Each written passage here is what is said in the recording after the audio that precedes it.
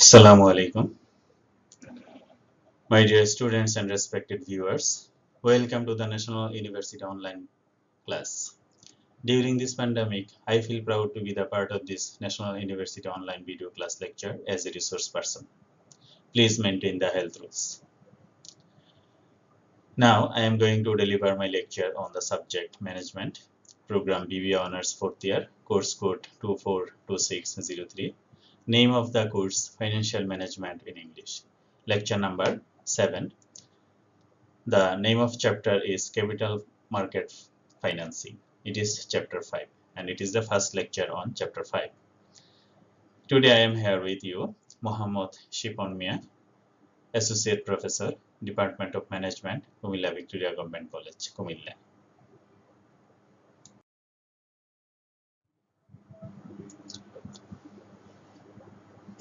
Dear students, আমরা chapter 5 এর এই বিষয়গুলো স্লাইডে প্রদর্শিত বিষয়গুলো নিয়ে আমরা আজকে লেকচার উপস্থাপন করব। লেকচারের বিষয়গুলো তোমরা দেখতে পাচ্ছ। তোমরা যদি এই লেকচারটা ভালো করে মনোযোগ দিয়ে দেখো তাহলে তোমরা বলতে পারবে পাবলিক অফারিং অফ সিকিউরিটিজ বলতে কি বোঝায়, পাবলিক অফারিং কি, রাইট ইস্যু কি, ট্র্যাডিশনাল আন্ডাররাইটিং কি, stand by underwriting, flotation cost, best effort offering, green shoe provision, making a market, shelf registrations, over subscriptions, financing a ফ্লেজিং, এই বিষয়গুলি নিয়ে আমরা ডিটেলস আলোচনা করব। তোমরা মনোযোগ দিয়ে শ্রবণ করলে বাংলাদেশের ক্যাপিটাল মার্কেট সম্পর্কে তোমরা একটি স্বচ্ছ ধারণা লাভ করবে। ডিয়ার স্টুডেন্টস, শুরুতে আমরা আসি হোয়াট ইজ ক্যাপিটাল মার্কেট।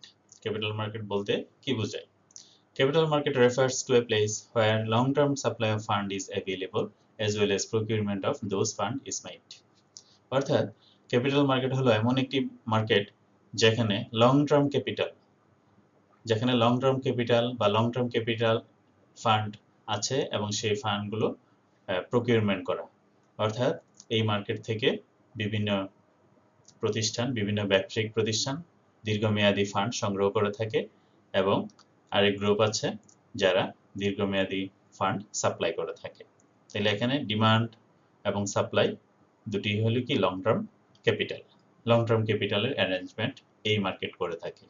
এটা কি আমরা বলি ক্যাপিটাল মার্কেট।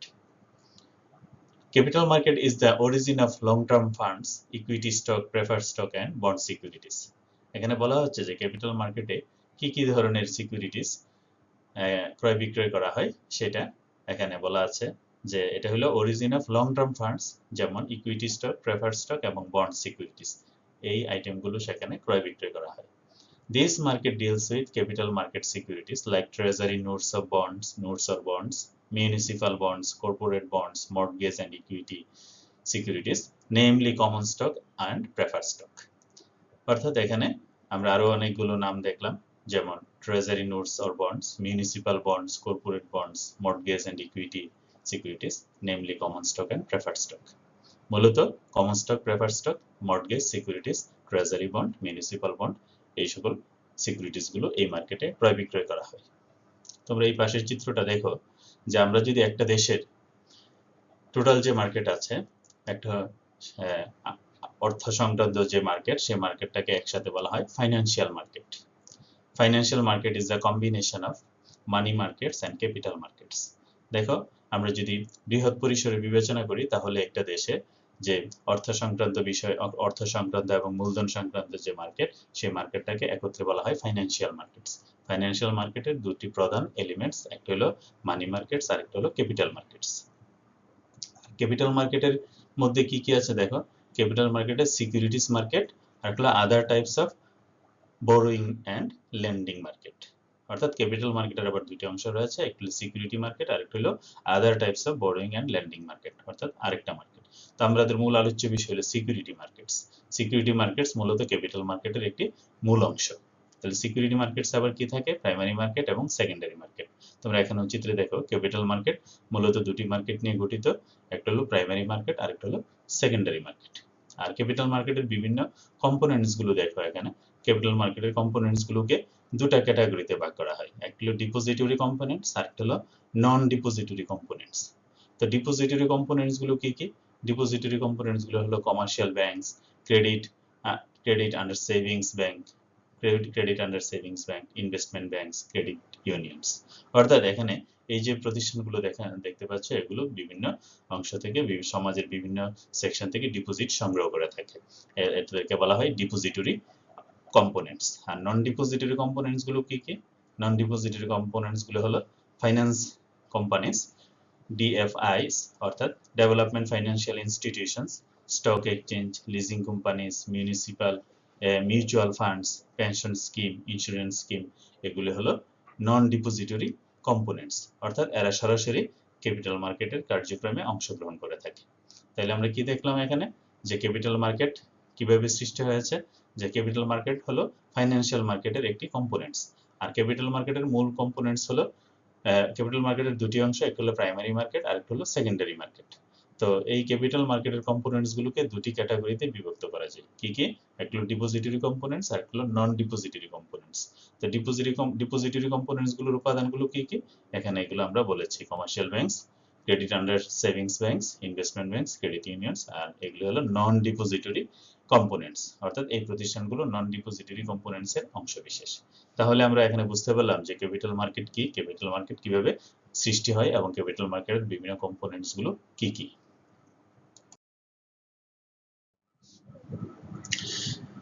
এখন আমরা দেখব শুরুতেই পাবলিক অফারিং অফ সিকিউরিটিজ বলতে কি বোঝায়। তো তোমাদের ক্যাপিটাল মার্কেটের অপারেশনস গুলোর ক্ষেত্রে ক্যাপিটাল মার্কেটে যে সিকিউরিটি বিক্রি করা হয় সেগুলোর মধ্যে একটি গুরুত্বপূর্ণ অংশ হলো পাবলিক অফারিং অফ সিকিউরিটিজ। তো পাবলিক অফারিং বলতে কি বোঝো দেখো এখানে, যে পাবলিক অফারিং হলো, a public offering is the offering of securities of company or a similar corporation to the public। তাহলে এখানে পাবলিক অফারিং হলো এক ধরনের অফারিং। কি অফার করে? এরা সিকিউরিটিস অফার করে। কার সিকিউরিটি অফার করে? কোম্পানি অথবা সিমিলার কর্পোরেশন, অর্থাৎ কোনো কোম্পানি বা মিউনিসিপাল ফান্ডস বা কোনো প্রতিষ্ঠানের সিকিউরিটি এরা অফার করে থাকে। কার কাছে অফার করে? টু দ্য পাবলিক, পাবলিকের কাছে। That are generally listed on a stock exchange. অর্থাৎ স্টক এক্সচেঞ্জে লিস্টেড এমন কোনো প্রতিষ্ঠান বা এমন কোনো কোম্পানি জনসাধারণের উদ্দেশ্যে তাদের সিকিউরিটি বিক্রয়ের জন্য যে অফার প্রদান করে থাকে, সে অফার কি বলা হয়? Public offering.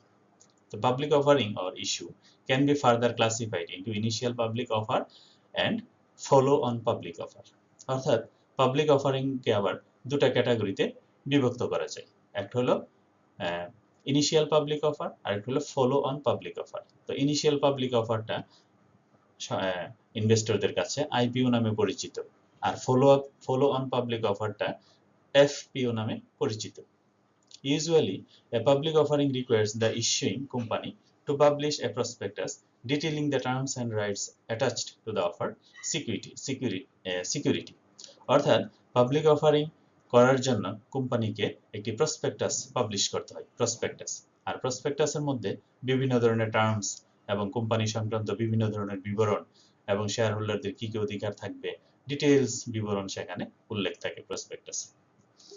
as well as information on the company itself, এবং কোম্পানির সংক্রান্ত, কোম্পানির যাবতীয় বিষয়, কোম্পানির অর্থ সংস্থান সংক্রান্ত, কোম্পানির বিভিন্ন কার্যক্রম সংক্রান্ত ইনফরমেশন এই প্রসপেক্টাসে উল্লেখ করতে হয়।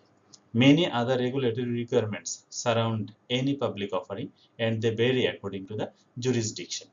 অর্থাৎ একটি কোম্পানির প্রসপেক্টাসে বা একটি কোম্পানিকে কি কি ধরনের রেগুলেটরি বা আইনগত প্রয়োজনীয় পদক্ষেপ নিতে হবে তা বিভিন্ন কোম্পানি টু কোম্পানি নির্ভর করে, এবং সে কোন সেক্টরে ব্যবসা করছে সেগুলির উপর নির্ভর করে, কোম্পানি নেচারের উপর নির্ভর করে। তাহলে আমরা এখানে বুঝলাম পাবলিক অফারিং কি, পাবলিক অফারিং কত প্রকার ও কি কি। তো পাবলিক অফারিং কে আবার দেখো, ইস্যু শব্দটা এখানে বলা হয় ইস্যু। ইস্যু হলো ক্যাপিটাল মার্কেটে যে এলিমেন্টস গুলো, ক্যাপিটাল মার্কেটে যে ইনস্ট্রুমেন্ট গুলো বিক্রয়ের জন্য উপস্থাপন করা হয় সেগুলো কি বলা হয়? ইস্যু। আমরা তাকে সিকিউরিটিস বলে থাকি। তাহলে এখানে দেখো, আমরা চিত্রটাতে দেখতে পাচ্ছি যে এখানে চার ধরনের সিকিউরিটিস, এখানে সিকিউরিটি চার ধরনের অর্থাৎ চার ভাবে ইস্যু করা হয়ে থাকে। কয়ভাবে ইস্যু করা হয়ে থাকে? চার ভাবে। কি কি? Public issue, right issue, bonus issue, private placement. এই চার ভাবে সিকিউরিটি বিক্রয় করা হয়ে থাকে। তো এই চার ভাবে পাবলিক ইস্যুকে আবার আমরা দেখেছি দুই ভাগে ভাগ করা যায়, একটা হলো আইপিও আর একটা হলো এফপিও। আর প্রাইভেট প্লেসমেন্ট আবার দুই ভাবে বিভক্ত, একটা হলো প্রেফারেন্সিয়াল ইস্যু আর একটা হলো কিউআইপি। কিউআইপি। তাহলে আমরা এখানে ইস্যু দেখলাম, ইস্যু কয় প্রকার? ইস্যু 4 প্রকারে হতে পারে। আর পাবলিক ইস্যু কয় প্রকার? পাবলিক ইস্যু 2 প্রকার। আবার প্রাইভেট প্লেসমেন্ট কয় প্রকার? প্রাইভেট প্লেসমেন্টও 2 প্রকার। এছাড়াও আছে রাইট ইস্যু এবং বোনাস ইস্যু। আশা করি তোমরা পাবলিক অফারিং সম্পর্কে আমরা যে এক্সপ্লেনেশন এখানে প্রদান করেছি তোমরা এটা বুঝতে পেরেছো। এখন আমরা একটু ডিটেইলস দেখব যে ইনিশিয়াল পাবলিক অফারিং কি এবং ফলো অন পাবলিক অফারিং কাকে বলে। তো ইনিশিয়াল পাবলিক অফারিং বা আইপিও বলতে কি বোঝায়? তো তোমরা জানো যে একটি প্রতিষ্ঠান যখন বাজারে প্রথম শেয়ার বাজারে যখন প্রথম আসে সে আইপিও মাধ্যমে এসে থাকে। তাহলে সে আইপিও বলতে কি বোঝায়? দেখো এখানে IPO is the offering that occurs only when a company offers its equity shares, not other securities, for the first time for public ownership and trading, an act making it a public company. কি বলছে এখানে যে IPO হলো IPO is the offering that occurs only when a company offer its equity share. অর্থাৎ public offering হলো এমন একটি offer যা কোম্পানি অফার করে থাকে বিক্রয়ের জন্য। কি বিক্রয়ের জন্য? তার ইকুইটি শেয়ার এবং অন্য কোনো সিকিউরিটিস না, যেমন প্রেফার্ড স্টক বা বন্ড এগুলি হলে হবে না। এটা হবে শুধুমাত্র ইকুইটি শেয়ার, অর্থাৎ কি মালিকানা মূলধন, ইকুইটি শেয়ার, যাকে আমরা অর্ডিনারি শেয়ার বলে থাকি। ইকুইটি শেয়ার অফার করে থাকে ফর দ্য ফার্স্ট টাইম, প্রথমবারের মতো বিক্রয়ের জন্য। কার কাছে বিক্রয়ের জন্য? ফর পাবলিক ওনারশিপ, জনগণের নিকট বিক্রয়ের জন্য এবং ক্রয় বিক্রয়ের জন্য। এই কোম্পানিটা যে অফার ইস্যু করে থাকে বা অফার করে থাকে তাকে বলা হয় আইপিও। তাইলে আমরা এই জায়গাটাকে যদি আমরা সামারি করি তাহলে কি আমরা বুঝতে পারলাম যে ইনিশিয়াল পাবলিক অফারিং হলো জনসাধারণের উদ্দেশ্যে একটি কোম্পানি সর্বপ্রথম যখন শেয়ার বিক্রি করার জন্য যে উপস্থাপন করে, শেয়ার বিক্রয়ের জন্য যে প্রসপেক্টাস বা শেয়ার বিক্রয়ের জন্য যে অফার উপস্থাপন করে, সেই অফারটা কি বলা হয়? Initial public offering. এবং এটা কি ফর দ্য ফার্স্ট টাইম, এটা সর্বপ্রথম ঘটে থাকে এবং কোম্পানি লিস্টেড হওয়ার পরে কোম্পানি আইপিও ইস্যু করে থাকে। Not all public offering are IPO. বলা হচ্ছে পাবলিক অফারিং বিভিন্ন ধরনের হতে পারে, আমরা একটু আগে দেখেছি পাবলিক অফারিং বিভিন্ন ধরনের হতে পারে, কিন্তু সবগুলোকে আইপিও বলা যাবে না। তাহলে আইপিও হওয়ার জন্য কন্ডিশন আছে। কি হবে? In this case an unlisted company makes either a fresh issue of securities or offer its existing securities for sale or both the first time to the public. অর্থাৎ আইপিও হওয়ার জন্য company first time পাবলিকের কাছে আসতে হবে। অর্থাৎ company যখন public listed অর্থাৎ শেয়ার মার্কেটে বা স্টক এক্সচেঞ্জে লিস্টেড হয়ে সর্বপ্রথম কোম্পানি শেয়ার বিক্রয়ের জন্য যে অফার করে থাকে জনগণের উদ্দেশ্যে, সেটাকেই শুধুমাত্র আইপিও বলা হবে। এরপরেও যখন সে পরবর্তীতে যখন আবার শেয়ার ইস্যু বা শেয়ার বিক্রি করার প্রস্তাব করবে তখন কিন্তু সেটাকে আইপিও বলা যাবে না। তাহলে আইপিও একবারই হয়ে থাকে, সর্বপ্রথম কোম্পানি যখন পাবলিকের কাছে শেয়ার বিক্রির জন্য প্রস্তাব করে, সেটাই হলো IPO. This paves way for listing and trading of issuers securities in the stock exchange. অর্থাৎ স্টক এক্সচেঞ্জে এসে কোম্পানি তার স্টক এক্সচেঞ্জ থেকে যে মূলধন আছে সেই মূলধন সংগ্রহের পথ সে রচনা করে এই আইপিও ইস্যুর মাধ্যমে। আরেকটা হলো follow on public offer, FPO. FPO কি? A follow-on public offer is the issuance of shares to investors by a company listed on a stock exchange. It is an issuance of additional shares made by a company after an initial public offering. অর্থাৎ initial public offering বা IPO শেষ হয়ে যাওয়ার পরে company যখন আরও share বিক্রয়ের জন্য পাবলিকের কাছে বা জনসাধারণের নিচে শেয়ার বিক্রয়ের জন্য উপস্থাপন করে, তখন সেটাকে বলা হয় follow on public offer, FPO. সর্বপ্রথমটা হলো আইপিও। আইপিওর পরবর্তীতে যখন কোম্পানি কোনো ইস্যু বিক্রয়ের জন্য যখন পাবলিকের সামনে বা জনসাধারণের সামনে বাজারে উপস্থাপন করে, তখন তাকে বলা হয় এফপিও বা follow on public offer. When an already listed company makes either a fresh issue of securities to the public or an offer or sale to the public, it is called follow on public offer. However, follow on offer are different than secondary offerings. দেখো এখানে বলা হচ্ছে যে একটি company listed হয়ে যাওয়ার পরে, দেখো যে কোম্পানি অলরেডি শেয়ার মার্কেটে বা স্টক এক্সচেঞ্জে অলরেডি লিস্টেড হয়ে গেছে, লিস্টেড আছে, এরকম কোম্পানি যদি বাজারে শেয়ার বিক্রির জন্য অফার করে শেয়ার, তখন তাকে বলা হয় এফপিও। তাইলে আর আইপিও হলো কোম্পানি সর্বপ্রথম লিস্টেড হওয়ার জন্য, লিস্টেড হয়ে সর্বপ্রথম কোম্পানি যে শেয়ার বিক্রির জন্য প্রস্তাব উপস্থাপন করে তাকে বলা হয় আইপিও। তাহলে আশা করি আইপিও এবং এফপিও কি এই বিষয়টা বুঝতে পেরেছি। এখন আমরা দেখব আইপিও এবং এফপিওর মধ্যে আসলে পার্থক্যটা কি। দেখো এই স্লাইডটা যদি তোমরা মনোযোগ দিয়ে শোনো তাহলে আইপিও এবং এফপিওর মধ্যে পার্থক্য বুঝতে পারবে। তাহলে প্রথমে আসো মিনিং, অর্থাৎ অর্থগত কি পার্থক্য আছে। অর্থগত, the first issue of shares by company. তাহলে আইপিও হলো ফার্স্ট ইস্যু। আইপিও হলো কোম্পানি যখন ফার্স্ট শেয়ার ইস্যু করে তাকে বলা হয় আইপিও। আর issuance of share by company to raise additional capital after IPO, অর্থাৎ আইপিওর পরে কোম্পানি যখন অতিরিক্ত মূলধন সংগ্রহের জন্য শেয়ার ইস্যু করলে তাকে বলা হয় এফপিও। তারপর প্রাইসের ক্ষেত্রে আসা, প্রাইস সংক্রান্ত কি পার্থক্য আছে। Fixed or variable price range. আইপিওর ক্ষেত্রে ফিক্সড প্রাইসও হতে পারে, আবার ভেরিয়েবল প্রাইসও হতে পারে, অর্থাৎ একটা প্রাইসও হতে পারে, আবার একটা রেঞ্জের মধ্যে বিভিন্ন প্রাইসও হতে পারে। আর এফপিওর ক্ষেত্রে দেখো, FPO is market driven and dependent on number of shares increasing or decreasing. অর্থাৎ এফপিওর ক্ষেত্রে দেখো এখানে ফিক্সড বা ভেরিয়েবল কোনো রেঞ্জ নাই, এটা মার্কেট ড্রাইভেন প্রাইস হয়, অর্থাৎ বাজারে কি পরিমাণ, বাজারে শেয়ারের মূল্য কত সেটার উপর ডিপেন্ড করে যে প্রতিটা শেয়ারের মূল্য কি হবে, এবং শেয়ারের সংখ্যা বাড়া বা কমার উপর নির্ভর করে এফপিও, কিন্তু আইপিও কিন্তু এগুলোর উপর নির্ভর করে না। শেয়ার ক্যাপিটাল, শেয়ার ক্যাপিটাল সংক্রান্ত কি পার্থক্য আছে। Share capital increase because the company issues fresh capital to the public for listing, অর্থাৎ কোম্পানি বাজারে লিস্টিং হওয়ার জন্য ফ্রেশ শেয়ার কোম্পানি পাবলিকের উদ্দেশ্যে বিক্রির অফার করে, এবং এর ফলে কোম্পানির মূলধন বৃদ্ধি পায়। আর এফপিওর ক্ষেত্রে দেখো, number of share increase in dilutive FPO and remains the same on non dilutive FPO, অর্থাৎ কোম্পানি যখন এফপিও ইস্যু করে তখন শেয়ারের দাম সাধারণত কমে যায়, শেয়ারের দাম সাধারণত কমে যায়, আবার সেমও থাকতে পারে। ভ্যালুর ক্ষেত্রে দেখো আইপিও সাধারণত এক্সপেন্সিভ, অর্থাৎ আইপিও ইস্যু করলে কোম্পানিকে বিভিন্ন ধরনের আনুষ্ঠানিকতা অনুসরণ করতে হয়, সেই কারণে আইপিও প্রক্রিয়াটা একটা এক্সপেন্সিভ প্রক্রিয়া। আর এফপিও আইপিওর তুলনায় FPO cheaper in most cases because the value of the company is getting further diluted. এফপিওর কারণে কোম্পানির যেহেতু মূল্য হ্রাস পায় বা শেয়ারের মূল্য হ্রাস পায়, সেই জন্য এফপিওটা আসলে আইপিওর চেয়ে চিপার। আর রিস্ক সংক্রান্ত বিষয়ে দুইটার মধ্যে পার্থক্য কি। আইপিও হলো রিস্কিয়ার, আর এফপিও হলো কম্পারেটিভলি লেস রিস্কি, এফপিও কম রিস্কি। আর স্ট্যাটাস অফ দ্য কোম্পানি, কোম্পানির স্ট্যাটাস কি হয়।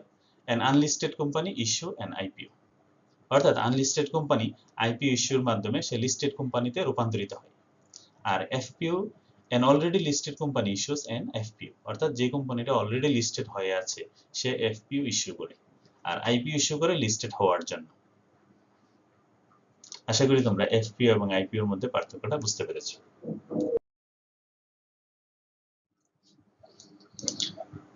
এবার আমরা দেখব বেস্ট এফোর্ট অফারিং বলতে কি বোঝায়। বেস্ট এফোর্ট অফারিং, দেখো best effort offering is a contract where a securities underwriter guarantees to make their best effort in selling as many securities as possible। এর মানে কি বোঝায়। এর মানে হলো আমরা জানি কোম্পানি তার শেয়ার বিক্রয়ের জন্য কি ব্রোকারেজ হাউসে শরণাপন্ন হয়, বা কোম্পানি একটি নির্দিষ্ট পরিমাণ ব্রোকারেজ কমিশন প্রদান করে, কোম্পানি বিভিন্ন এজেন্ট বা ব্রোকারিং হাউসের মাধ্যমে সে কি করে তার শেয়ার বিক্রয়ের প্রচেষ্টা চালায়। তো বেস্ট রিপোর্টটা কি। তো বেস্ট রিপোর্ট হলো এমন একটি কন্ট্রাক্ট, অর্থাৎ এখানে কোম্পানি এবং ব্রোকারেজ হাউসের মধ্যে একটা কন্ট্রাক্ট সৃষ্টি হয়, বা ফাইন্যান্সিয়াল কোম্পানিগুলোর মধ্যে একটা কন্ট্রাক্ট সৃষ্টি হয়। সেই কন্ট্রাক্টের মধ্যে বলা থাকে যে এটা এমন এক ধরনের কন্ট্রাক্ট যে আন্ডাররাইটাররা বা যে ব্রোকারেজ হাউসরা বা আন্ডাররাইটাররা কোম্পানিকে গ্যারান্টি দেয় যে তারা তাদের বেস্ট এফোর্ট বা তাদের সর্বোচ্চ প্রচেষ্টা চালাবে কোম্পানির শেয়ার বিক্রয়ের পরিমাণ, মানে তাদের কোম্পানি শেয়ার বিক্রয়ের জন্য তারা তাদের সর্বোচ্চ প্রচেষ্টা চালাবে, এই ধরনের একটা গ্যারান্টি প্রদান করে কোম্পানি। অর্থাৎ কোম্পানি শেয়ার বিক্রয়ের ক্ষেত্রে কোনো ধরনের শৈথিল্য প্রদর্শন করবে না, তারা তাদের বেস্ট এফোর্ট প্রদর্শন করবে। এটি হলো বেস্ট এফোর্ট অফারিং এর মূল কথা। সাধারণত এই প্রক্রিয়াটা কখন সৃষ্টি হয়, যে বাজারে কোম্পানির যে শেয়ারের যে ডিমান্ড, সেই ডিমান্ড যখন কম থাকে কোম্পানির শেয়ারের পরিমাণ যখন বেশি থাকে বা সাপ্লাই যখন বেশি থাকে আর বাজারে ডিমান্ড যখন কম থাকে, তখন কোম্পানির শেয়ার না বিক্রি হওয়ার একটা প্রবণতা সৃষ্টি হয় বা প্রবণতা দেখা যায়। এরকম পরিস্থিতিতে কোম্পানির মূলধন, কাম্য পরিমাণ মূলধন সংগ্রহের জন্য কোম্পানি আন্ডাররাইটারদের কাছ থেকে গ্যারান্টি চায় যে তারা কোম্পানিকে তাদের একটি নির্দিষ্ট পরিমাণ শেয়ার বিক্রয়ের জন্য তারা তাদেরকে তাদের সর্বোচ্চ প্রচেষ্টা চালাবে এই মর্মে একটা গ্যারান্টি প্রদান করে। এটি হলো best effort offering. In this process, the underwriter agrees to put in their best effort in selling the initial public offering of a business to the public. তাইলে এই বেস্ট এফোর্ট অফারিংটা কখন সৃষ্টি হয়, মানে কখন করে থাকে? আইপিও বিক্রয়ের ক্ষেত্রে।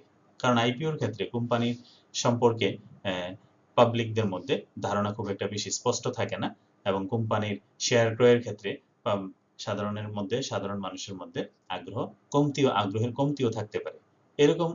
এরকম অবস্থায় আন্ডাররাইটাররা এগ্রি হয় বা আন্ডাররাইটাররা তাদেরকে গ্যারান্টি প্রদান করে কোম্পানিকে তাদের সর্বোচ্চ প্রচেষ্টা দিয়ে শেয়ার বিক্রি করার জন্য। The investment bank does not participate in the purchasing of the securities and does not guarantee a price at which the securities will sell. This type of agreement is less prevalent than a firm commitment offering. বলা হচ্ছে যে investment bank বা এই যে আন্ডাররাইটাররা সরাসরি কোম্পানির share ক্রয় করবে না। কোম্পানির যে সিকিউরিটিস আছে তারা সেই সরাসরি সিকিউরিটিস ক্রয় করবে না বা একটি নির্দিষ্ট পরিমাণ প্রাইসে সিকিউরিটি বিক্রয়ের গ্যারান্টিও তারা দিবে না। তবে তারা কি করবে? তারা তাদের সর্বোচ্চ প্রচেষ্টা চালাবে। তো বলা হচ্ছে যে এই যে বেস্ট এফোর্ট অফারিং ফার্মের প্রতি কোনো কমিটমেন্ট না, এটা তাদের সর্বোচ্চ প্রচেষ্টা প্রয়োগ করবে এই ধরনের একটা গ্যারান্টি থাকে। তাহলে আশা করি বেস্ট এফোর্ট অফারিং কি বুঝতে পারছি। তাহলে এখানে দেখো এই যে চিত্রটা দেখা যাচ্ছে, ইস্যুয়ার, এখানে ইস্যুয়ার হলো কোম্পানি শেয়ার ইস্যু করে। হ্যাঁ, দেখো এখানে ইস্যুয়াররা আন্ডাররাইটাররা কি করে? আন্ডাররাইটাররা শেয়ার বিক্রয়ের জন্য অফার করে এই ইস্যুগুলো open to the purchase issue. Best effort offering অর্থাৎ আন্ডাররাইটাররা তাদের এই যে শেয়ার, এই কোম্পানির এই শেয়ার বিক্রয়ের জন্য, এই সিকিউরিটি বিক্রয়ের জন্য তারা তাদের সর্বোচ্চ প্রচেষ্টাই বাজারে প্রয়োগ করে। এটাই হলো বেস্ট এফোর্ট অফারিং। আশা করি বুঝতে পেরেছ।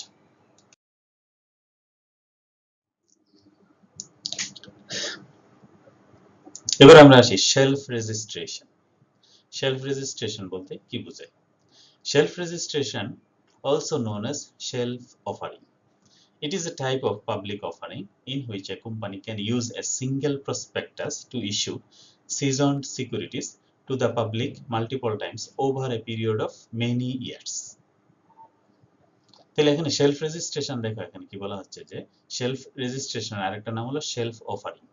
আমরা জানি যে আইপিওতে কোম্পানি শেয়ার বিক্রয়ের জন্য একটা প্রসপেক্টাস ইস্যু করে এবং দেখো এখানে কোম্পানি শুধুমাত্র একবার এই প্রসপেক্টাসটা ইস্যু করে, সিঙ্গেল প্রসপেক্টাস, কিন্তু সে স্টক মার্কেটের কাছ থেকে বা সিকিউরিটি এক্সচেঞ্জ কমিশন থেকে এমন অনুমতি লাভ করে যে সে তার যে টোটাল শেয়ারগুলো আছে বা টোটাল ইকুইটিগুলো আছে, এই টোটাল ইকুইটি একসাথে বিক্রয় না করে সে একাধিক সময়ে বিক্রি করার পারমিশন লাভ করে। মনে করো সে 5 লাখ শেয়ার বিক্রয় করবে। তো 5 লাখ শেয়ার বিক্রয় করার ক্ষেত্রে সে ধরো 3টা ক্যাটাগরি করে ফেললো, মানে 3টা ভাগে ভাগ করে ফেললো। যে প্রথমবার সে 3 লাখ শেয়ার বিক্রয় করলো, এর পরের বার সে বিক্রয় করলো 1 লাখ, এর পরের বার বিক্রয় করলো 1 লাখ। তাহলে এই যে 3বার শেয়ার বিক্রয় করার জন্য তাকে 3বার প্রসপেক্টাস ইস্যু করতে হবে না। সে প্রথমবার যে প্রসপেক্টাস ইস্যু করে সেই প্রসপেক্টাস ইস্যুর মাধ্যমেই সে বাকি 2বার সে শেয়ার বিক্রি করতে পারবে। অর্থাৎ multiple times over a period of many years, সে কয়েক বছর ধরেই মানে এই শেয়ারগুলো বিক্রি করার জন্য সুবিধা লাভ করবে। অর্থাৎ এট এ টাইমে বিক্রি করতে হবে নট নেসেসারি। সে একই প্রসপেক্টাস ব্যবহার করে সে কয়েকবার মাল্টিপল টাইমস সে কি করতে পারবে? শেয়ার বিক্রি করতে পারবে। এই প্রক্রিয়াটাকে বলা হচ্ছে সেলফ রেজিস্ট্রেশন বা self offering. The company does not have to have a separate prospectus for each offering. অর্থাৎ বলা হচ্ছে যে কোম্পানি যদি, যেহেতু আমরা এখানে দেখলাম যে 3বার অফার করছে, প্রথমবার একবার 3 লাখ শেয়ার অফার করছে, তারপরে 1 লাখ অফার করছে, তারপরে 1 লাখ অফার করছে, অর্থাৎ ধরে নিলাম যে সে 3 বছরে 3টা অফারিং করে থাকবে। তো বলতেছে এই 3টার জন্য তাকে 3বার প্রসপেক্টাস ইস্যু করতে হবে না। Shelf registration is a method for publicly traded companies to register new stock offering without having to issue them immediately. অর্থাৎ এই শেলফ রেজিস্ট্রেশনের মাধ্যমে কোম্পানি এই সুবিধাটা লাভ করে যে কোম্পানির সকল শেয়ার একসাথে বিক্রি করার প্রয়োজন নেই, সে এটাকে ভাগ ভাগ ভাগ ভাগ করে বিক্রি করার সুবিধা পেয়ে থাকে। Instead, the securities can be issued at any time within a 2-year period. তো এই শেলফ রেজিস্ট্রেশনটা কতদিন পর্যন্ত চালাতে পারবে? সাধারণত এই শেলফ রেজিস্ট্রেশনটা 2 বছরের মধ্যে সে তার এই কাজগুলো বা সে একাধিকবার শেয়ার ইস্যু করার অপরচুনিটি লাভ করে থাকে, allowing a company to adjust the timing of the sales to take advantage of more favorable market condition should they rise. অর্থাৎ কোম্পানি এখানে কোম্পানির সুবিধাজনক সময়ের জন্য সে অপেক্ষা করে, সেই সময়ে সে কি করে, বাজার যখন ভালো থাকে তখন সে কি করে, শেয়ার তার প্রয়োজন মতো সে শেয়ার বিক্রি করে বাজার থেকে মূলধন সংগ্রহ করে থাকে। তাহলে এই প্রক্রিয়াটাকে বলা হয় শেলফ রেজিস্ট্রেশন। তাহলে শেলফ রেজিস্ট্রেশনের মূল বৈশিষ্ট্য হলো যে এখানে একসাথে কোম্পানি সকল শেয়ার বিক্রি করতে হবে না, সে ভাগ ভাগ করে শেয়ার বিক্রি করার অপরচুনিটি লাভ করে থাকে।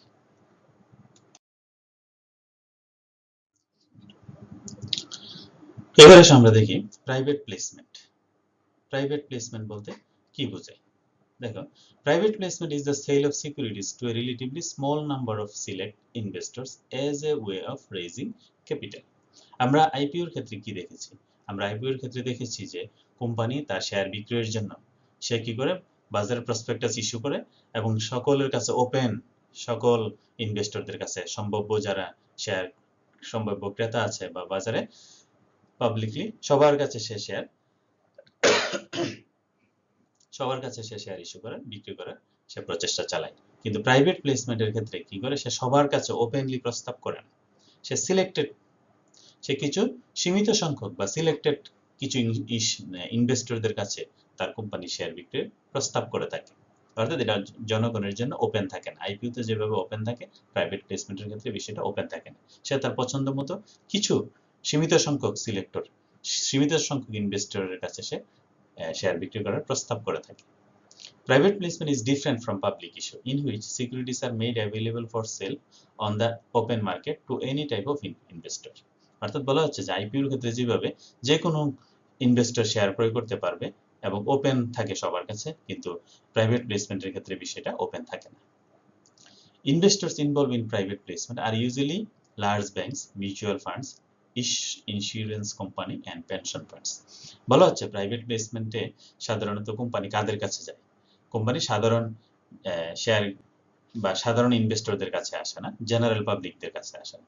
কোম্পানি যায় হলো বড় বড় যে ব্যাংকগুলো আছে, ব্যাংকগুলোর কাছে যায়, মিউচুয়াল ফান্ডগুলোর কাছে যায়, ইন্স্যুরেন্স কোম্পানি এবং পেনশন ফান্ডসগুলোর কাছে যায়। কারণ তারা বড় ইনভেস্টর, তাদের কাছে কোম্পানি ব্যক্তিগতভাবে যোগাযোগ করে তাদের কাছে শেয়ার বিক্রি করার প্রস্তাব করে থাকে। এটি হলো প্রাইভেট প্লেসমেন্ট। তাহলে আশা করি প্রাইভেট প্লেসমেন্ট কি এটা বুঝতে পেরেছো। এবার আসো রাইট ইস্যু। রাইট ইস্যু বলতে কি বোঝায়? When an issue of securities is made by an issuer to its shareholders existing as on a particular date fixed by the issuer, it is called a right issue.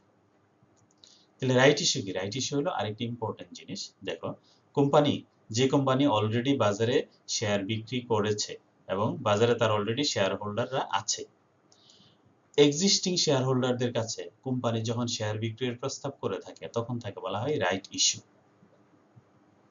যেমন ধরো বাংলাদেশের square pharmaceuticals, সে পুঁজিবাজারে একটি listed company, সে তার existing যারা share holder আছে তাদের কাছে কোম্পানি শেয়ার বিক্রির প্রস্তাব করলো।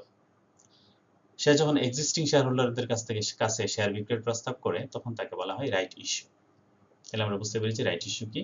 The rights are offered in a particular ratio to the number of securities held as on the record date.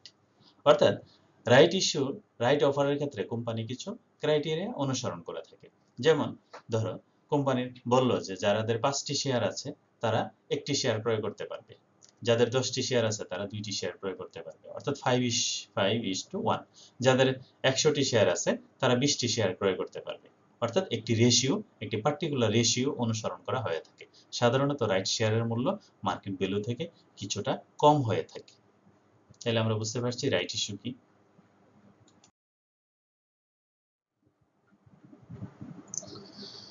আমরা এখন দেখবো হোয়াট ইজ ট্র্যাডিশনাল আন্ডাররাইটিং। আন্ডাররাইটিং বলতে কি বোঝায়, ট্র্যাডিশনাল আন্ডাররাইটিং বলতে কি বোঝায়, তারপরে দেখবো হু ইজ আন্ডাররাইটার। আন্ডাররাইটার কারা। তাহলে প্রথমে আসো, Underwriting is a process through which an individual or institution takes on financial risks for a fee. এখানে বলা হচ্ছে যে আন্ডাররাইটিং হচ্ছে একটা প্রসেস, যে প্রসেসে একজন ব্যক্তি বা institution tax on financial risk, অর্থাৎ আর্থিক ঝুঁকি গ্রহণ করে একটি নির্দিষ্ট ফি এর বিনিময়ে। অর্থাৎ আন্ডাররাইটিং হলো এমন একটি প্রক্রিয়া যে প্রক্রিয়ায় একজন ব্যক্তি বা একটি প্রতিষ্ঠান কোম্পানির শেয়ার বিক্রয় করা দেওয়ার আর্থিক ঝুঁকি গ্রহণ করে থাকে একটি নির্দিষ্ট ফি এর বিনিময়ে। তাহলে আন্ডাররাইটিং এ কি হয়, কোম্পানির শেয়ার কোম্পানি সরাসরি বিক্রি করতে পারে না, কোম্পানি ব্রোকারেজ হাউসের শরণাপন্ন হয়, তারা কোম্পানির পক্ষে শেয়ার বিক্রি করে দেওয়ার প্রক্রিয়া গ্রহণ করে এবং এর বিনিময়ে তারা কোম্পানির কাছ থেকে একটি ফি গ্রহণ করে থাকে। এই প্রক্রিয়াটাকে কি বলা হচ্ছে, আন্ডাররাইটিং। The term underwriter originate from the practice of having each risk taker write their name under the total amount of risk they were willing to accept for a specific premium. অর্থাৎ আন্ডাররাইটাররা কি করে থাকে, আন্ডাররাইটাররা তারা এখানে একটা রিস্ক গ্রহণ করে। Risk কি, কোম্পানির শেয়ার বিক্রি করে দেওয়ার যে একটা গ্যারান্টি তারা দিয়ে থাকে, তার বিনিময়ে কোম্পানির কাছ থেকে তারা কি করে, একটি স্পেসিফাইড পূর্ব নির্ধারিত প্রিমিয়াম বা ফি গ্রহণ করে থাকে, তাকে সাধারণত কমিশন বলা হয়ে থাকে। The risks most typically involves loans, insurance and investment. অর্থাৎ এখানে রিস্কটা কি সংক্রান্ত, অধিকাংশই রিস্কটা হলো লোন, ইন্স্যুরেন্স এবং ইনভেস্টমেন্ট সংক্রান্ত রিস্ক। Who is underwriter? এখানে আন্ডাররাইটার কারা? An underwriter is any party that evaluates and assumes another party's risk for a fee. অর্থাৎ অন্য পার্টির কাজ করে দেওয়ার জন্য একটি রিস্ক গ্রহণ করে নির্দিষ্ট ফি এর বিনিময়ে। এই কাজটা যে পার্টি করে থাকে তাকে আন্ডাররাইটার বলা হয়। এখানে আমাদের পুঁজিবাজারে আন্ডাররাইটাররা হলো ব্রোকারেজ হাউসগুলো। এই ব্রোকারেজ হাউসগুলো যারা ব্রোকারেজ হাউসগুলো, যে সকল প্রতিষ্ঠান তাদের শেয়ার বিক্রি করবে, তারা ব্রোকারেজ হাউসগুলোর কাছে যায়। ব্রোকারেজ হাউসরা তাদের শেয়ার বিক্রি করে দেওয়ার বিনিময়ে তাদের কাছ থেকে একটি নির্দিষ্ট প্রিমিয়াম গ্রহণ করে থাকে বা কমিশন গ্রহণ করে থাকে। আবার যারা শেয়ার ক্রয় করতে যায় তাদের পক্ষেও কোম্পানির কাছ থেকে সে শেয়ার কিনে দেয়, এর বিনিময়েও তারা কি করে, একটি ফি গ্রহণ করে। তাদের কি বলা হয়, আন্ডাররাইটার। আর আন্ডাররাইটাররা যে ফিটা গ্রহণ করা হয় বা যে ফিটা তাদেরকে প্রদান করা হয় সেটাকে কখনো কখনো বলা হয় কমিশন, কখনো বলা হয় প্রিমিয়াম, কখনো বলা হয় spread or interest. Underwriters play is critical in many industries in the financial world, including the mortgage industry, insurance industry, equity markets or some others, debt security trading. বলা হচ্ছে আন্ডাররাইটারদের ভূমিকা ক্যাপিটাল মার্কেটে অত্যন্ত গুরুত্বপূর্ণ। কেন গুরুত্বপূর্ণ? এই আন্ডাররাইটাররা মধ্যস্বত্তা হিসেবে বা মধ্যস্থতাকারী হিসেবে কাজ করে থাকে।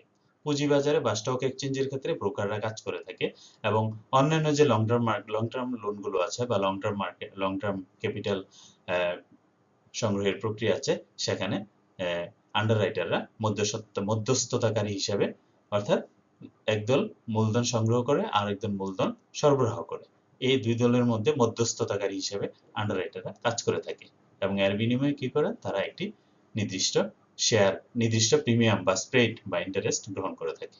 তাহলে আমরা বুঝলাম আন্ডাররাইটার কি এবং আন্ডাররাইটাররা দের কাজ কি, আন্ডাররাইটাররা কি করে থাকে এবং আন্ডাররাইটাররা কি পেয়ে থাকে।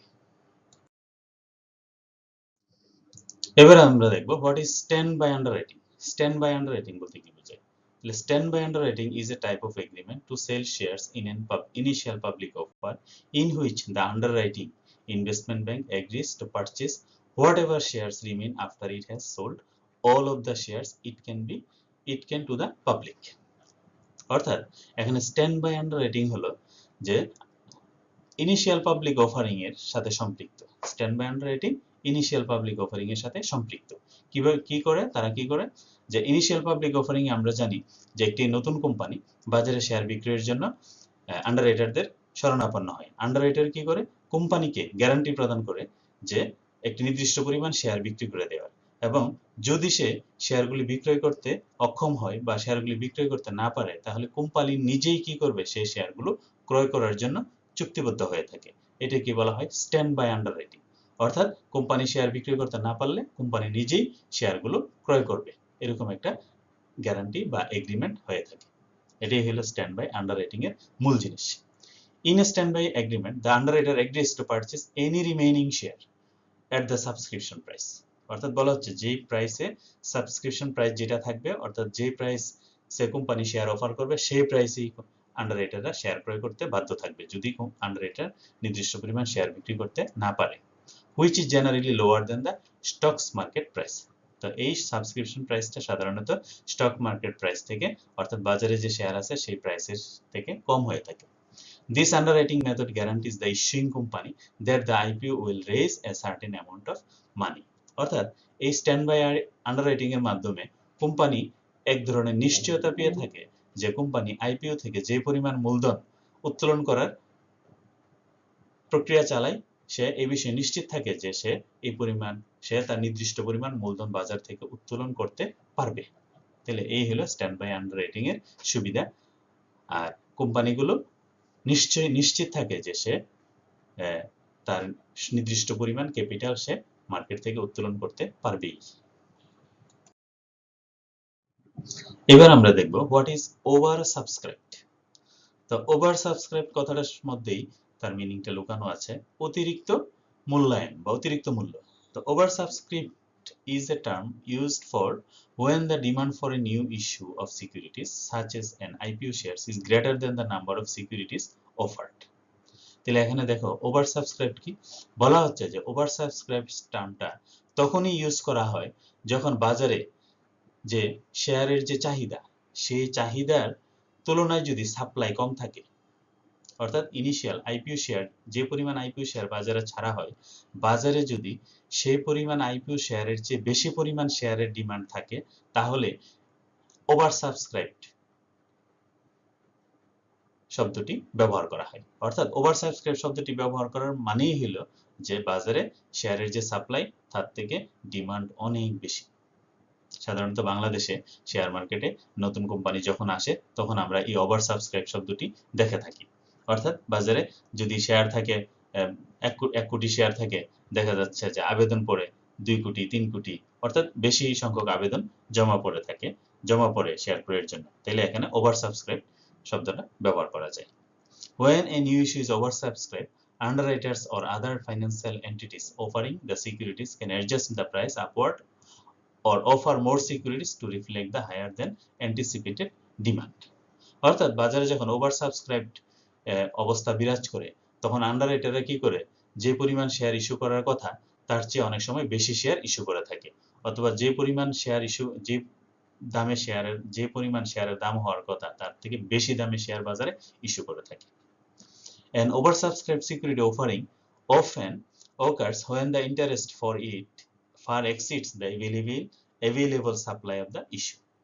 It can happen in any market where the available supply of new securities is limited, but is most often associated with the supply of newly minted shares in the secondary market by an initial public offering. অর্থাৎ বলা হচ্ছে যে এখানে oversubscribe এই সিকিউরিটিটা হয়ে থাকে তখনই যখন বাজারে শেয়ারের সাপ্লাই কম থাকে এবং ডিমান্ড অনেক বেশি থাকে। সাধারণত নতুন কোম্পানির শেয়ারের ক্ষেত্রে বা বাজারে যে শেয়ার আছে সে শেয়ারের অনেক সময় এমন দেখা যায় যে নতুন কোম্পানির প্রতি মানুষের আকর্ষণ অনেক বেশি থাকে কিন্তু শেয়ারের সংখ্যা কম থাকে, সেই ক্ষেত্রে ওভার সাবস্ক্রাইব হয়ে থাকে শেয়ার। এবার আমরা দেখব ফ্লোটেশন কস্ট। ফ্লোটেশন কস্ট কি? Flotation cost is the total cost incurred by a company in offering its securities to the public. অর্থাৎ কোম্পানি যখন পাবলিকের উদ্দেশ্যে বা জনগণের উদ্দেশ্যে শেয়ার বিক্রি করে থাকে তখন শেয়ার বিক্রয় সংক্রান্ত বা শেয়ার বিক্রয়ের আনুষ্ঠানিকতা সম্পন্ন করার জন্য কোম্পানির যে পরিমাণ খরচ করতে হয়, অর্থাৎ আন্ডাররাইটার্স কমিশন থেকে বিভিন্ন ধরনের যে আনুষঙ্গিক খরচগুলি বহন করতে হয় সেই সবগুলো খরচের সমষ্টিকে বলা হচ্ছে flotation cost. They arise from expenses such as underwriting fees, legal fees and registration fees. অর্থাৎ এই খরচগুলি সাধারণত আন্ডাররাইটিং ফিস প্রদান বা লিগ্যাল ফিস প্রদান বা রেজিস্ট্রেশন ফি, বা এই যে দেখো নিচে আরো আছে যে cost of printing the certificates, paying the underwriters government fees and other associated fees। অর্থাৎ কোম্পানি তার শেয়ার ইস্যু সংক্রান্ত যত ধরনের খরচ কোম্পানিকে করতে হয় এই সবগুলো খরচের সমষ্টিকে একসাথে বলা হচ্ছে ফ্লোটেশন কস্ট। তাহলে flotation cost is the total cost incurred by a company in offering its securities to the public। অর্থাৎ পাবলিক এর উদ্দেশ্যে সিকিউরিটি অফার করার প্রক্রিয়ায় কোম্পানি যত ধরনের খরচ কোম্পানিকে বহন করতে হয় সকল খরচের সমষ্টি হলো ফ্লোটেশন কস্ট। আশা করি বুঝতে পারছো।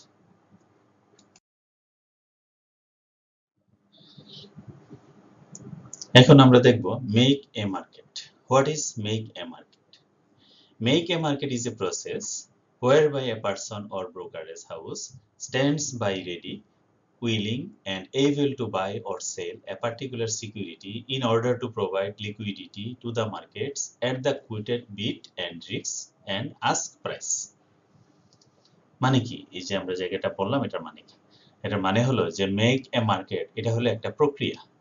এটা এমন একটি প্রক্রিয়া whereby a person or brokerage house stand by ready, অর্থাৎ যেখানে একজন ব্যক্তি বা ব্রোকারেজ হাউস সে সবসময় রেডি থাকে এবং উইলিং মানে কি সে ইচ্ছায় থাকে and able to buy or sell a particular securities, অর্থাৎ সে রেডি থাকে এবং যে কোনো স্বেচ্ছায় রেডি থাকে যে কোনো পরিমাণ বা একটি নির্দিষ্ট পরিমাণ সিকিউরিটি সেল করতে কিংবা বিক্রয় করতে in order to provide liquidity।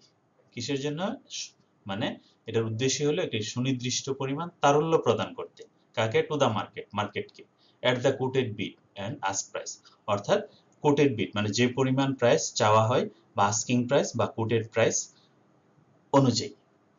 তাহলে এখানে কি যে কোম্পানি বাজারে শেয়ার কিনতে আসে তাকে টেনশনে থাকতে হয় না যে আমি শেয়ার বাজারে বিক্রয় করতে পারবো কি পারবো না, বা যারা শেয়ার কিনতে আসে তাদেরকে টেনশন করতে হয় না যে আমি শেয়ার কিনতে পারবো কি পারবো না। অর্থাৎ এখানে আন্ডাররাইটাররা বা ব্রোকারেজ হাউসগুলো রেডি থাকে যে কোম্পানি নির্দিষ্ট পরিমাণ শেয়ার বিক্রয় করে দিতে বা ক্রয় করে দিতে। তাইলে এখানে তারা কি করছে? কোম্পানিগুলোকে অনিশ্চয়তা থেকে মুক্তি দিচ্ছে। কিসের অনিশ্চয়তা থেকে মুক্তি? যে তারা নির্দিষ্ট পরিমাণ মূলধন বাজার থেকে সংগ্রহ করতে পারবে কিনা। এই যে না পারার যে একটা টেনশন থাকে বা না পারার যে একটা অনিশ্চয়তা থাকে সেই অনিশ্চয়তা থেকে মুক্তি দিচ্ছে ব্রোকারেজ হাউসগুলো। কিভাবে? কারণ তারা সবসময় কি থাকে? রেডি থাকে, স্ট্যান্ড বাই থাকে।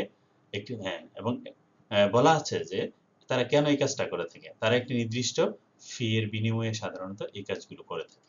Here the job of a dealer is to able to make a market to promote liquidity for a security।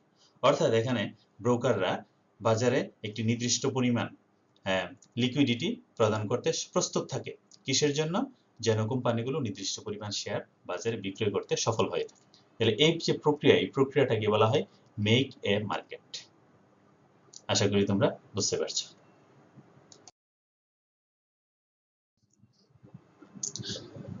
এবার আমরা দেখব গ্রিন শো প্রভিশন। আসলে কনসেপ্টগুলো আমরা খুব সংক্ষেপে আলোচনা করার চেষ্টা করছি, কারণ আমাদের সীমিত সময়ের মধ্যে এতগুলো কনসেপ্ট আলোচনা করাটা আসলে সম্ভব না। তারপরও আমরা সংক্ষেপে একটা ক্লিয়ার কনসেপ্ট দেওয়ার চেষ্টা করছি। Green shoe provision. Green shoe provision কি? দেখো, a green show option is an over allotment option in the context of an initial public offering. It is a provision in an underwriting agreement that grants the underwriter the right to sell investors more shares than initially planned by the issuer if the demand for a security issue proves higher than expected। তাহলে green shoe provision কি আইপিওর সাথে জড়িত, এই যে initial public offering এর সাথে সম্পৃক্ত। তাহলে green shoe provision is related to initial public offering. সাধারণত কোম্পানি একটি নির্দিষ্ট পরিমাণ শেয়ার ইস্যু করার জন্য প্রস্তুত থাকে, কিন্তু গ্রিন শো প্রভিশন হলো এমন একটি অবস্থা যেখানে আন্ডাররাইটারদেরকে একটা অপরচুনিটি দেওয়া হয় যে আন্ডাররাইটাররা যদি ইচ্ছা করে বা আন্ডাররাইটাররা যদি সক্ষম হয় তাহলে তারা ওই নির্দিষ্ট পরিমাণ শেয়ারের অতিরিক্ত কিছু শেয়ারও বিক্রয় করতে পারবে। এই ধরনের একটা অপশন বা প্রভিশন তাদেরকে দেওয়া হয়। এই যে অপশনটা, অতিরিক্ত শেয়ার বিক্রয় করার যে অপশনটা দেওয়া হয়, এটা কি বলা হয়? Green shoe provision. Over allotment opinion are known as green shows option because in 1999 Green Show Manufacturing Company, now part of Wolverine Worldwide Incorporation WWW, was the first to issue this type of option। এই green show অপশনটার আসলে নাম হচ্ছে over allotment option. Over allotment অর্থাৎ যে পরিমাণ অ্যালটমেন্টের অনুমতি দেওয়া হয়েছে তার চেয়ে বেশি অ্যালটমেন্ট করার অপশন তাদেরকে দেওয়া হয়।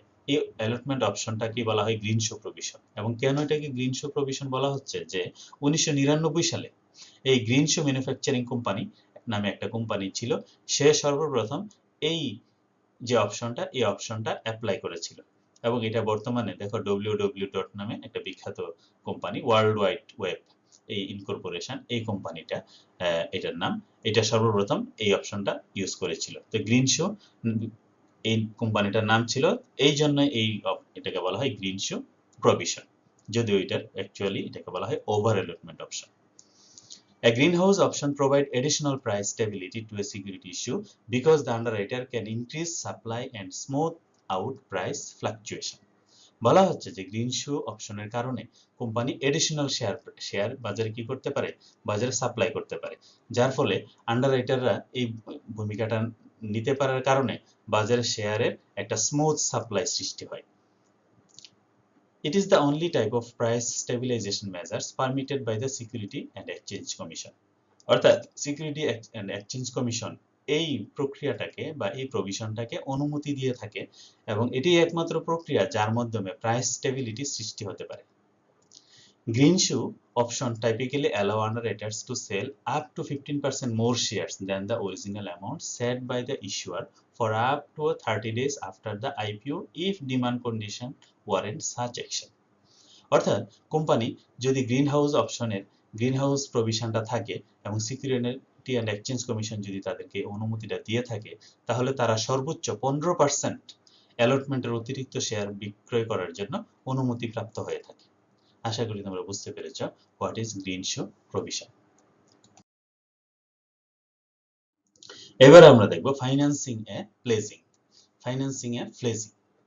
The business world orbits around capital.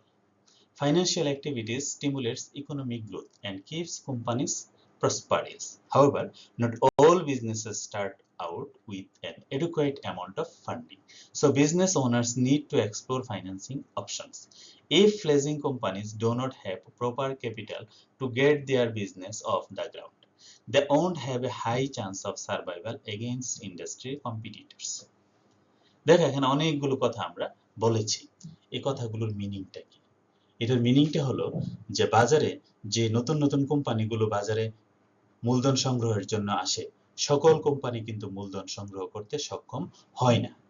এখানে দেখো, however not all business start with an adequate amount of funding. সকল কোম্পানি সক্ষম হয় না adequate funding অর্থাৎ বাজার থেকে পর্যাপ্ত পরিমাণ মূলধন সংগ্রহ করার ক্ষেত্র প্রস্তুত করতে সক্ষম হয় না। বলা হচ্ছে if fledgling companies do not have proper capital to get their business off the ground, অর্থাৎ তারা যদি বাজার থেকে পর্যাপ্ত পরিমাণ মূলধন সংগ্রহ করতে না পারে, তাহলে কি করবে? তারা সার্ভাইভ করতে পারবে না, অর্থাৎ কোম্পানিগুলো বন্ধ হয়ে যাবে। They won't have a high chance of survival against industry competitors. বাজারে বা তাদের যে কম্পিটিটর আছে, সেই কম্পিটিটরদের সাথে তারা কি করতে পারবে না? বাজারে সার্ভাইভ করতে পারবে না। তার ফাইন্যান্সিং এ ফ্লেজিং business typically requires a package of lending programs. তো বলা হচ্ছে ফাইন্যান্সিং এ ফ্লেজিং অর্থাৎ এই প্রতিষ্ঠানগুলোকে ফাইন্যান্স করার জন্য একটা ল্যান্ডিং প্রোগ্রাম থাকে। এই ল্যান্ডিং প্রোগ্রামের মাধ্যমে এই কোম্পানিগুলো বাজার থেকে কি করতে পারে? এডিশনাল মানি সংগ্রহ করতে পারে। অর্থাৎ নতুন নতুন কোম্পানিগুলোকে বাজার থেকে যেন সহজে মূলধন সংগ্রহ করতে পারে, এরকম প্রভিশন সৃষ্টি করা বা এরকম অপশন সৃষ্টি করার যে প্রক্রিয়া, সেই প্রক্রিয়াটাই হলো ফাইন্যান্সিং এ ফ্লেজিং। অর্থাৎ স্বল্প পরিচিত বা স্বল্প ক্ষমতা সম্পন্ন কোম্পানিগুলো যারা বাজার থেকে মূলধন সংগ্রহ করতে সক্ষম না, কিন্তু তাদের বাজারে টিকে থাকার প্রয়োজন, বাজারে তাদের কম্পিটিটরদের থেকে তাদেরকে রক্ষা করার জন্য একটি ব্যবস্থা থাকা প্রয়োজন, তাদেরকে ফাইন্যান্স করার জন্য বা তাদের অর্থ সংগ্রহ করার জন্য বাজার যে ব্যবস্থা সৃষ্টি করে থাকে, সেই অবস্থাটিকে বলা হয় ফাইন্যান্সিং এ ফ্লেজিং। Financing a fledgling business typically requires a package of lending programs and Trailer Northern Country, দেখো এখানে কতগুলি নাম আছে, BP of Commercial Lending said the business accelerator funds ability to leverage additional money makes it an important price of a puzzle. অর্থাৎ এই কোম্পানিগুলোকে support করার জন্য share বাজার বা পুঁজিবাজার যে ধরনের ব্যবস্থা গ্রহণ করে থাকে তাকেই বলা হয় ফাইন্যান্সিং এ ফ্লেজিং। এগুলি সাধারণত আপ টু ডেট যে পুঁজিবাজারগুলো আছে সেই পুঁজিবাজারগুলো এই ধরনের অপরচুনিটি সৃষ্টি করে থাকে। এইবার আমরা দেখব ভ্যালু অফ রাইটস। তোমরা এর পূর্ববর্তী স্লাইডে দেখেছ যে হোয়াট ইজ রাইট। আমরা রাইটের ডেফিনেশন দিতে গিয়ে আমরা বলেছিলাম যে রাইট কি করা হয়, কোম্পানির যে এক্সিস্টিং শেয়ার হোল্ডার আছে সেই এক্সিস্টিং শেয়ার হোল্ডারদের নিকট কোম্পানি নতুন শেয়ার ইস্যু করে একটি প্রপোর্শনেট হারে বা একটি সুনির্দিষ্ট অনুপাতে যে নতুন নতুন শেয়ার ইস্যু করে এক্সিস্টিং শেয়ার হোল্ডারদের নিকট, তাদেরকেই বলা হয় রাইট শেয়ার।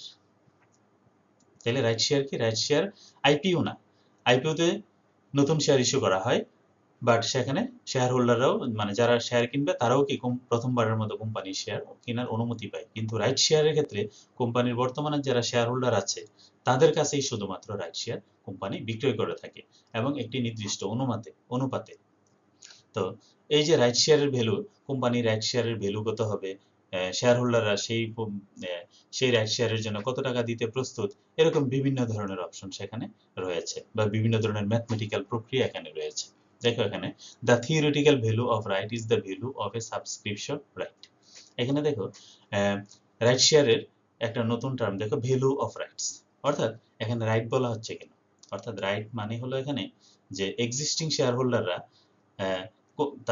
তারা যে কোম্পানির শেয়ারের মালিক সেই কোম্পানির নতুন শেয়ার ক্রয়ের ক্ষেত্রে তারা যে অধিকারটা লাভ করে সেই অধিকারটাই হলো তাদের রাইট।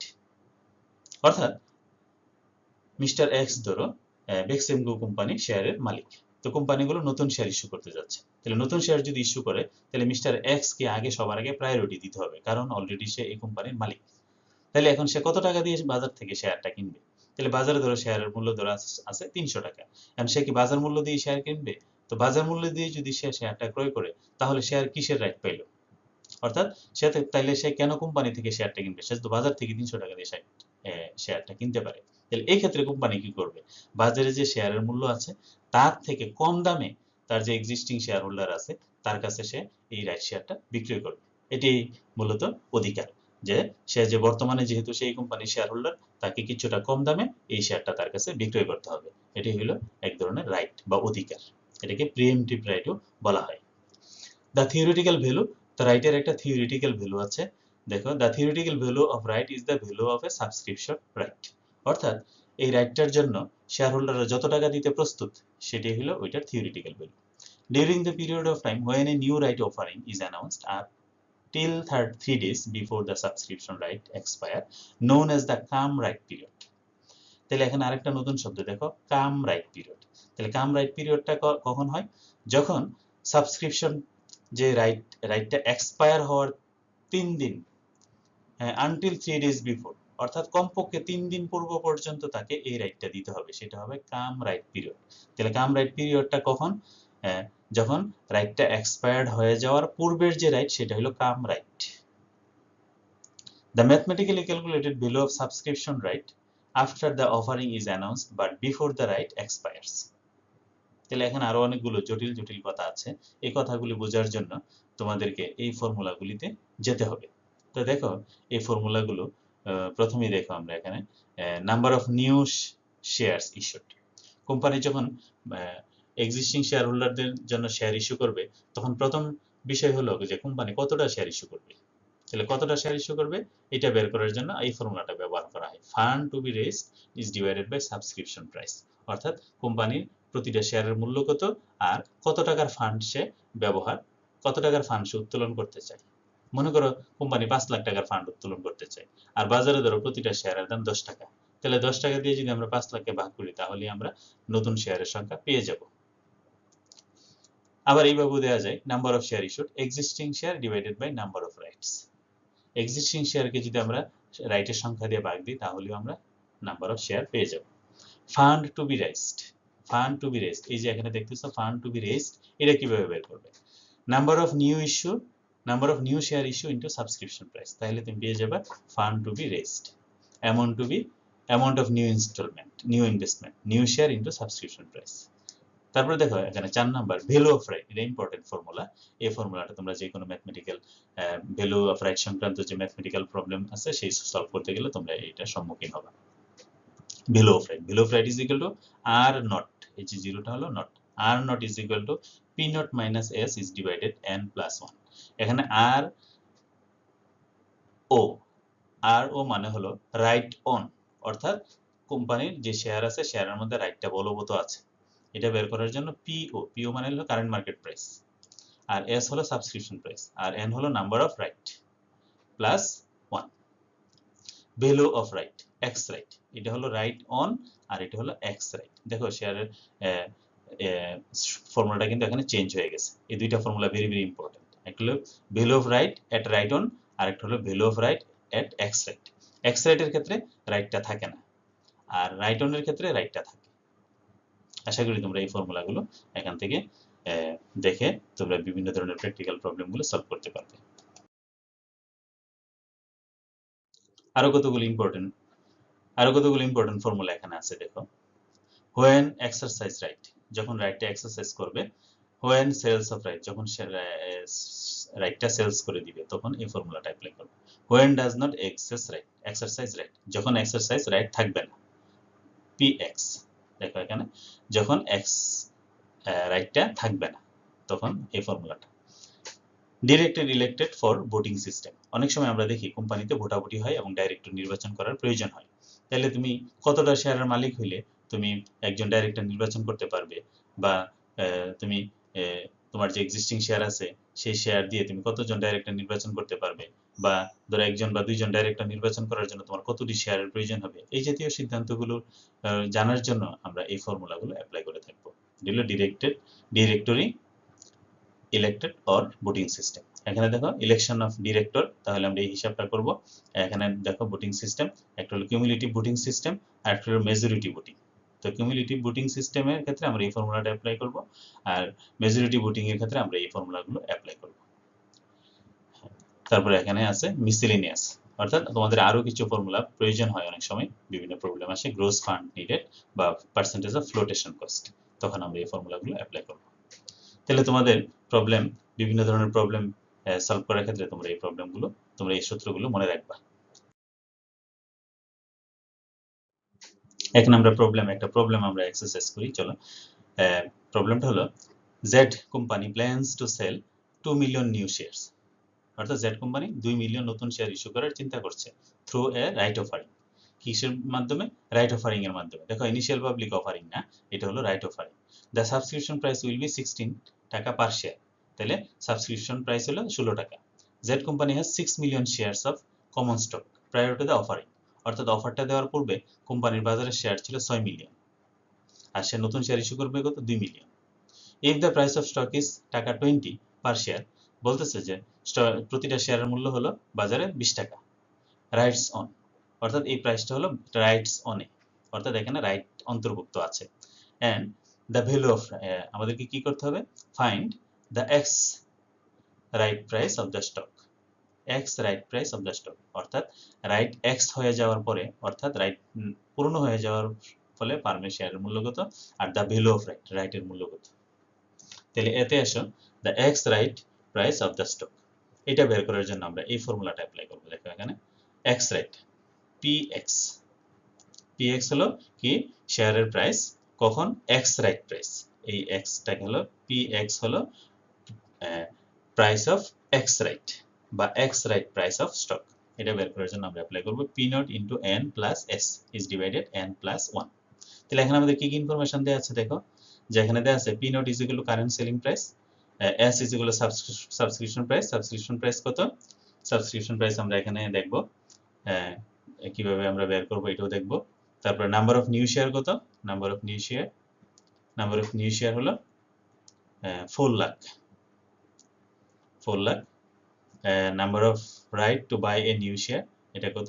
আমরা এখানে এই ফর্মুলাটা দিয়ে অ্যাপ্লাই করব, যে তার কোম্পানির বাজারে এক্সিস্টিং শেয়ার কত? এক্সিস্টিং শেয়ার হলো 6 লাখ, আর সে নতুন শেয়ার ইস্যু করবে কত?